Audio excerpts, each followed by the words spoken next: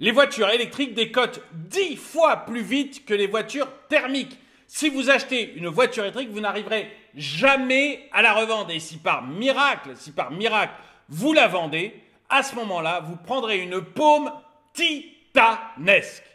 Bonjour et bienvenue dans cette nouvelle vidéo de DME en direct. Comme toujours, si vous n'avez pas abonné, je vous suggère de le faire et de cliquer sur la cloche pour être prévenu lorsque je sors une nouvelle vidéo. Vous n'avez pas abonné, vous n'êtes pas abonné, je commence à raconter n'importe quoi dès le matin.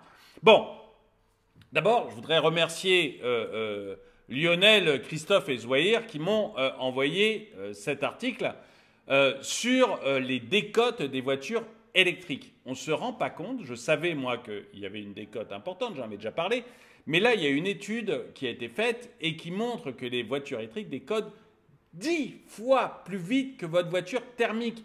On vous a vendu la voiture électrique comme étant la voiture qui allait vous permettre d'économiser de l'argent. Non seulement c'est pas du tout gagné, notamment à cause des primes d'assurance qui vont exploser et parfois vous n'arriverez pas à assurer votre voiture. C'est pas du tout gagné à cause du prix des pneus qu'il faut changer 2 fois plus souvent que les pneus des voitures thermiques. C'est pas du tout gagné dès que vous avez des petites réparations à faire, ça coûte un fric monstrueux. Même des réparations de carrosserie, ça coûte un fric monstrueux. Donc là aussi, c'est pas du tout gagné. Et enfin, vous avez l'électricité qui augmente de manière quand même très très forte tous les ans. Donc pour l'instant, on est moins cher que l'essence, mais on voit que là aussi, ça commence à augmenter. Vous avez des pays qui commencent à augmenter toutes les taxes, voire à créer des taxes juste pour le fait que vous possédez une voiture électrique. Donc on voit que tout ça déjà c'est pas gagné. Mais en plus, le peu d'argent que vous avez peut-être économisé, vous allez le reperdre instantanément au moment de la revente de votre véhicule. Vous allez voir. Mais ce truc-là est une arnaque. Je pense qu'un jour, il faudra être clair avec les gens. La voiture électrique, c'est une véritable arnaque. On vous roule dans la farine avec cette histoire-là. Une récente étude américaine révèle un phénomène frappant sur le marché automobile. Les voitures électriques, notamment les modèles Tesla, subissent une décote bien plus prononcée que leurs homologues à combustion. Cette constatation met en lumière les réalités changeantes du secteur automobile où les politiques de prix agressives et les avancées technologiques rapides façonnent le paysage économique. Selon les conclusions de l'étude réalisée par IC Cars aux États-Unis, portant sur 1,8 million de véhicules d'occasion âgés de 1 à 5 ans, la décote moyenne, donc vous voyez déjà, ce n'est pas la petite étude de 2-3 personnes qui regardent 500 voitures ou 1000 voitures ou 2000 voitures. 1,8 million de véhicules. Donc on est dans une étude vraiment sérieuse. 1,8 million de véhicules. La décote moyenne des voitures électriques, y compris Tesla, atteint 28,9% sur une période d'1 an.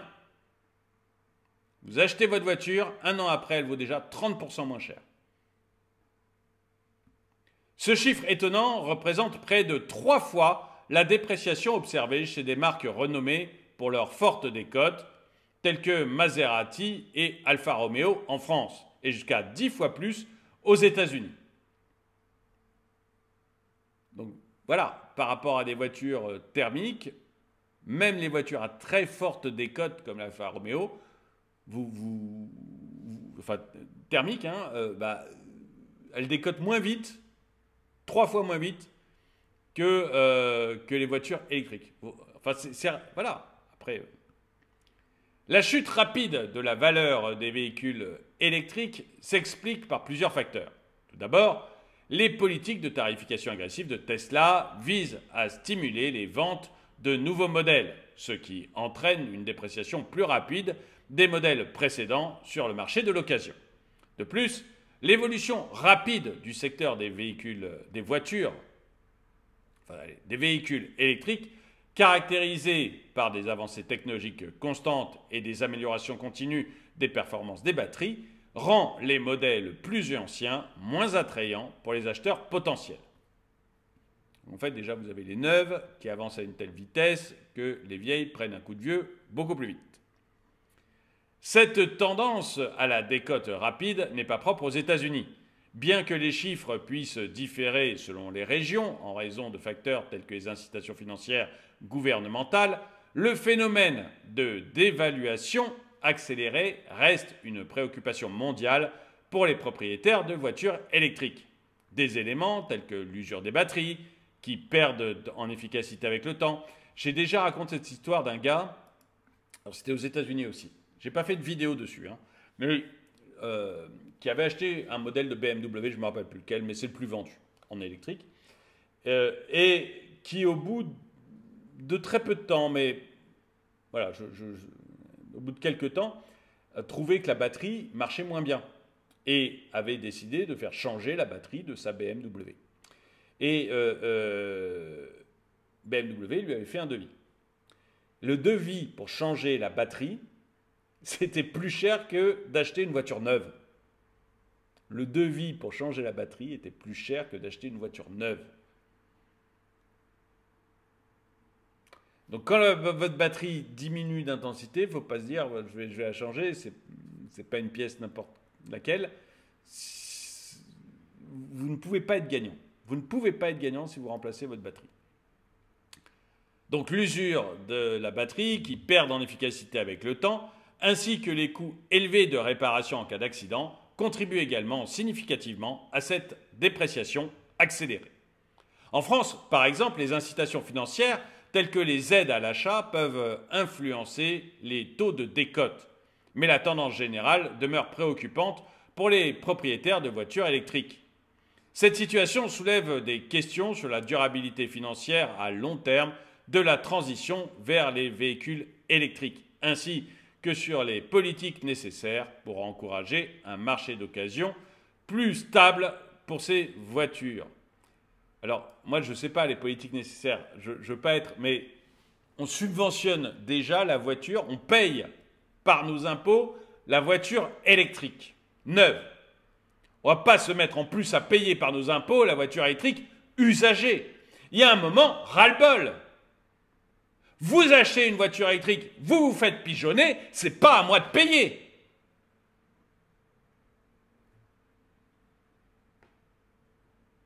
Pourquoi ceux qui ne veulent pas acheter de voiture électrique pour des raisons qui leur appartiennent, pourquoi ceux qui ne veulent pas acheter de voiture électrique devraient payer pour ceux qui veulent acheter des voitures électriques? Ils payent déjà pour qu'ils puissent acheter une voiture neuve, ce qui je trouve déjà assez délirant. On paye pour que vous achetiez une voiture neuve puisque par nos taxes et nos impôts, on donne de l'argent à l'État qui après le redistribue sous forme de prime pour que les gens puissent acheter leur voiture électrique. Ce qui fait que Madame Michu, qui est caissière à Monoprix et qui fait 8 heures par jour derrière une caisse et qui n'utilise jamais une bagnole parce qu'elle prend le métro ou le RER qui sont dans un état épouvantable pour rentrer chez elle le soir, ce qui fait que Monsieur Paul, qui est éboueur, ou Monsieur André, qui passe son temps à mettre des trucs en rayon dans les supermarchés, des métiers qui commencent à 4 heures du matin et qui sont hyper durs, mais qui n'utilisent jamais, eux, de voiture, thermique ou électrique, parce qu'ils rentrent même chose chez eux en bus ou en métro, payent des taxes et des impôts pour que des bobos puissent acheter des voitures électriques. Est-ce que c'est vraiment normal ? Bon, déjà, moi je trouve que déjà c'est pas normal, dites-moi ce que vous en pensez.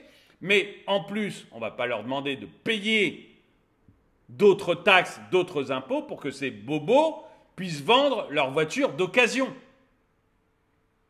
Il y a un moment, il faut bien que le bobo paye. Donc, il a été tout content, il a cru en achetant une voiture électrique neuve que ça se passerait bien. Il va voir que les coûts durant la vie du véhicule vont augmenter et de toute manière, il va payer ce qu'il a un petit peu économisé à l'achat, il va le payer à la revente avec une bagnole électrique qui est invendable ou qui a une décote 10 fois supérieure à une voiture thermique, qui a une décote même 3 fois supérieure aux pires voitures thermiques. Bon bah, voilà. il se fait avoir, il s'est fait avoir, il s'est fait avoir. On n'a pas, je vois vraiment pas pourquoi Mme Michu, M. Paul ou M. André seraient obligés de payer des taxes pour ça.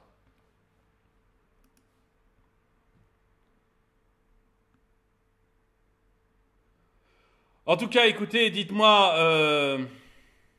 Ah ben non, attends, j'ai pas fini. Alors que les avancées technologiques continuent de rendre les voitures électriques plus accessibles et écologiques, il est impératif que les fabricants et les décideurs politiques prennent en compte les défis posés par la dépréciation rapide des modèles d'occasion. Ben oui, mais je vois pas tellement comment ils vont faire. Ou alors on dit aux fabricants, écoutez, il faut plus que vous avanciez technologiquement, surtout pas. Ou alors il faut plus que vous baissiez le prix de vos modèles, vous allez le vendre hyper cher. Mais alors là, je comprends pas, là je vois pas la logique. Ça me paraît complètement fou. Où on dit l'État doit plus subventionner la voiture d'occasion. Mais alors là aussi, franchement, il y a un moment, il y en a marre de payer, quoi. Hein. Il y en a marre de payer pour des bouses. Des solutions telles que des programmes de recyclage efficaces pour les batteries, ouais, mais ça, on n'en a pas aujourd'hui, et des politiques de garantie étendues pourraient contribuer à... Mais les politiques de garantie étendues, encore une fois, qui payent? Ça va être... C'est pas le constructeur, il n'arrive déjà pas à gagner d'argent sur la voiture électrique. Les constructeurs ne gagnent pas d'argent aujourd'hui sur la voiture électrique, parce qu'ils n'en vendent pas assez. Vous n'allez pas en plus leur demander d'augmenter leur garantie. S'ils augmentent leur garantie, ils vont augmenter leur prix. Il n'y a pas de miracle. Il n'y a pas d'argent magique.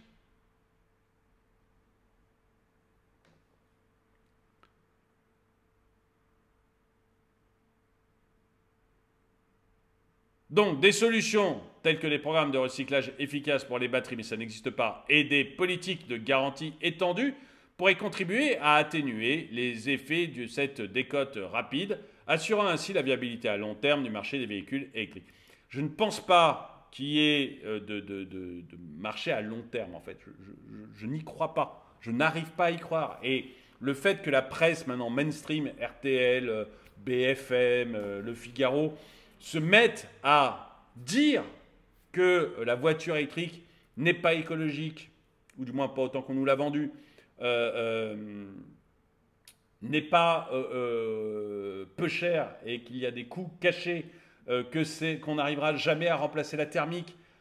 Bref, commence à dire ce que je dis moi depuis un an.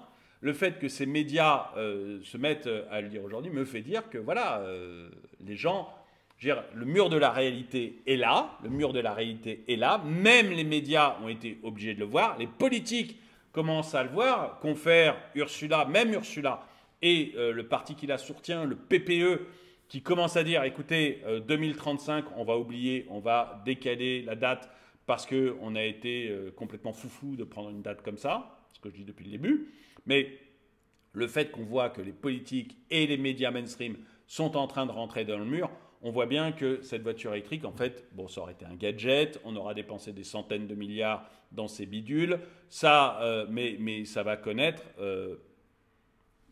ça va pas mourir, mais vous voyez, ça va être réservé à un petit nombre de gens. D'ailleurs, on voit en Europe, l'Allemagne a arrêté de subventionner les voitures électriques. Résultat, sur l'ensemble de l'Europe, on vend plus maintenant de diesel que de voitures électriques. Dès que les États arrêtent de subventionner, et comme ils ont de moins en moins de fric, regardez les problèmes qu'a la France actuellement, quoi.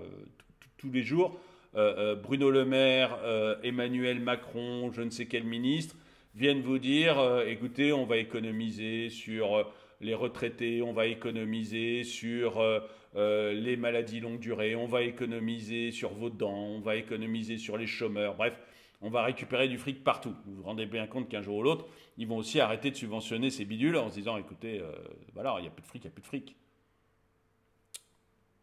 Et à ce moment-là, vous allez voir les ventes plonger. Ceux qui auront des voitures électriques vont se retrouver, mais ligotés avec ces machins-là. Ligotés, parce que vous n'arriverez pas à les revendre. Et le diesel, alors l'hybride, etc., vont faire leur retour. Et voilà, tant pis pour ceux qui auront acheté de l'électrique, je ne crois pas à la viabilité à long terme de ce marché. En dehors des subventions qui font qu'il y a des achats, en dehors de ça, il n'y a aucun signe que ça fonctionne. Aucun.